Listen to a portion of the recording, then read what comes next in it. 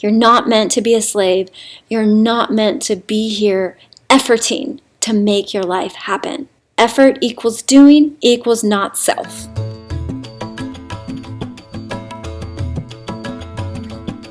If you're a manifestor and you're working in a job that you do not like, that feels like effort, that feels like it's slowly killing you, and there's this idea that you should and you have to, or you're responsible for somebody, or you have to make sure to pay the bills. There's all kinds of conditioning around why we stay in situations that we don't like. I mean, a lot of it's karma. But I think as a manifestor, the most radical deconditioning thing you can do is quit that job. Not plan ahead for what's after that job, but inform everyone that you're leaving and just leave. Now, this is going to bring up every fear imaginable. It's going to bring up your fear of survival. It's going to bring up the fear that you're not going to be taken care of.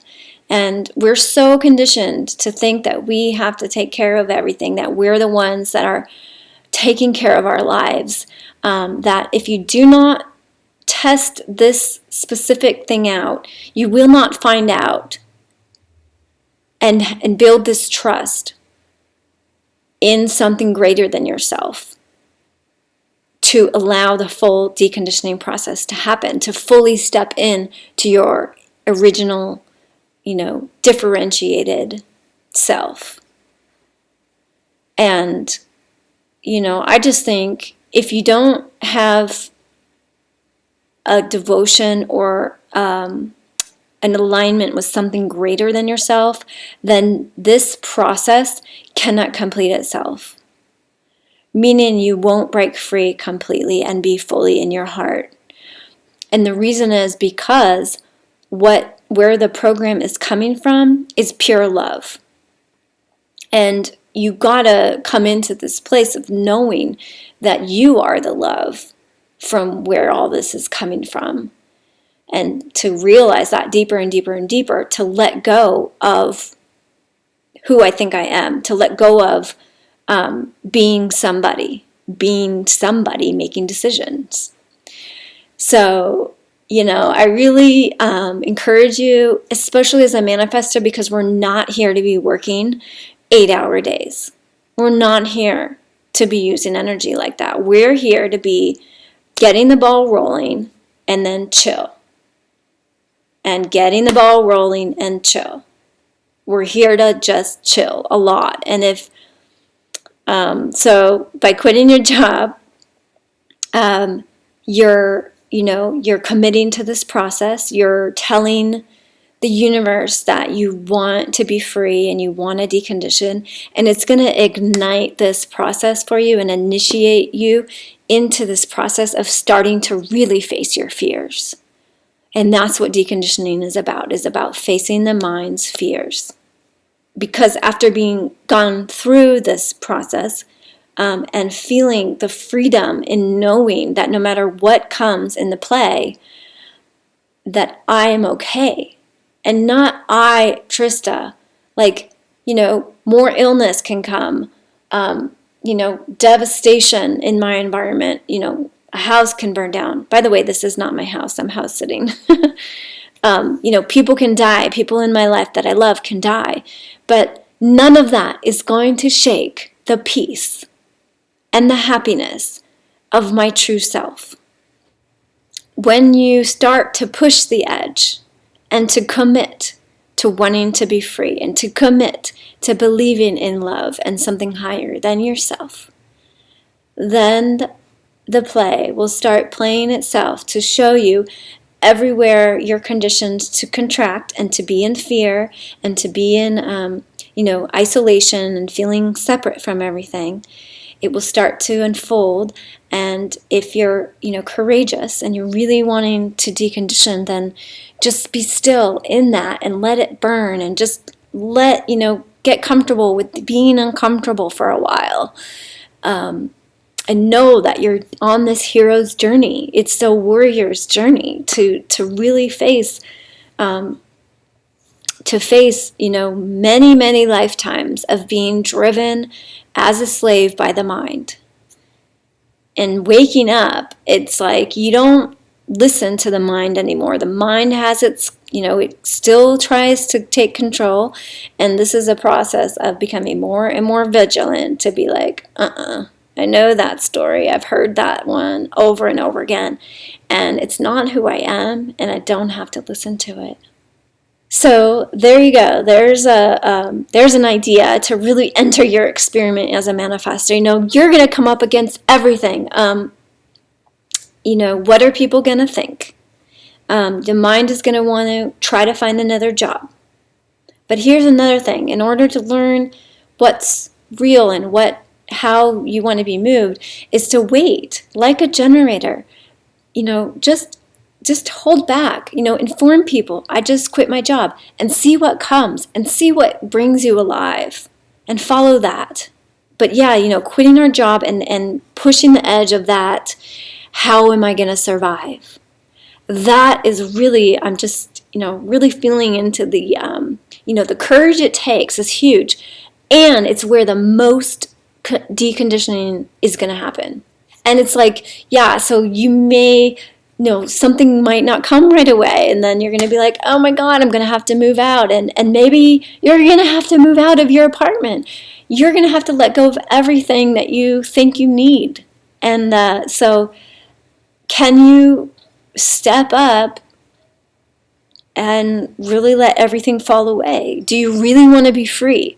Or do you just want to be comfortable? Because staying in the comfort zone, staying in the numbness, not really facing all of the repressed emotions and fears and thought patterns and all of the stuff that keeps us feeling like, angry and frustrated and sad and like, I don't want to be here. What's going on? All of that stuff needs to be met. But it's so worth it. It's so worth it to know, to feel the freedom of no shoulds, no responsible fors. I don't have to be a certain way. I don't have to prove I'm worthy of love. You just being a manifestor, like when we come into the peace of just being, that is impacting more than we have any ability to grasp. But the frequency of a manifestor at peace is the hugest gift that we can give.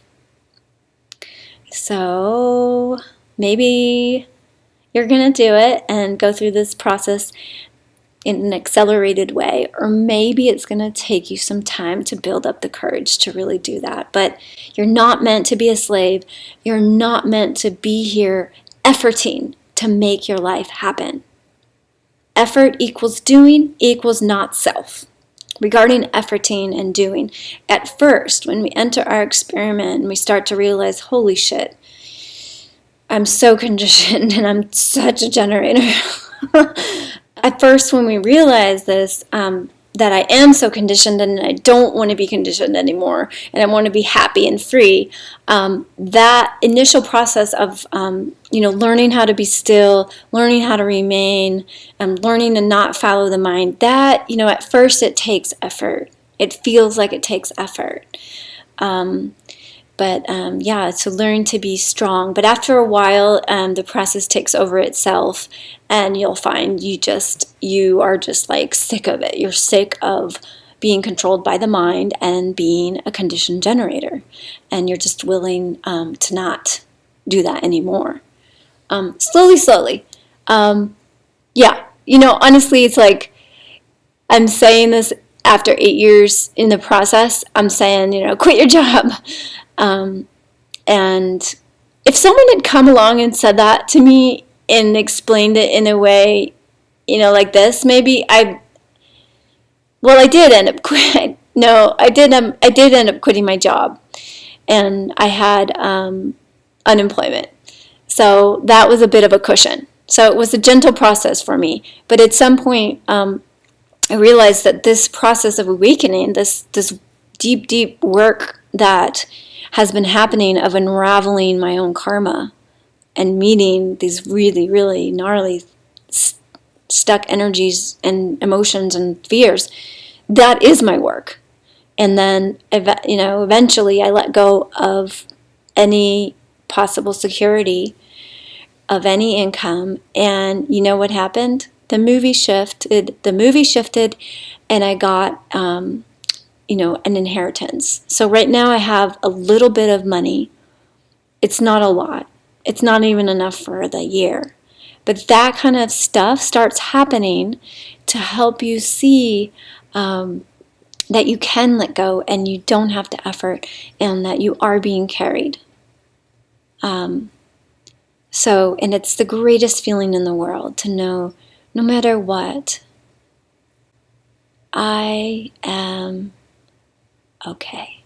Not the I, the separate character, your human design, but who you really are. Discovering that in the stillness, in the deconditioning process, it helps you know that you're eternal and you can't die and you cannot be touched. And that's freedom.